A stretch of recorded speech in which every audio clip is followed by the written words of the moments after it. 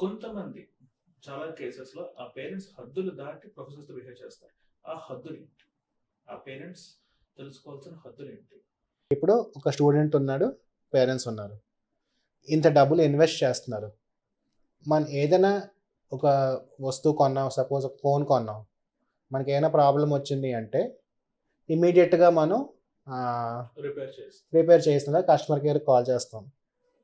So, ఒక phone గురించి మనం ఇంత పడినప్పుడు అబ్బాయి ఫ్యూచర్ అండి. అంత డబ్బులు పెట్టేస్తున్నారు ఓకే. మీరేం చేస్తున్నారు? ఏం చేయట్లేదా అంటారు. Why don't you ask the student అసలు ఏం చేస్తావు? వాడు మీ అబ్బాయే. పక్కింటి వాడి అబ్బాయి కాదు. మీ అబ్బాయే. అసలు నువ్వేం చేస్తున్నావు? ఏమవుతున్నారు కాలేజ్‌లో?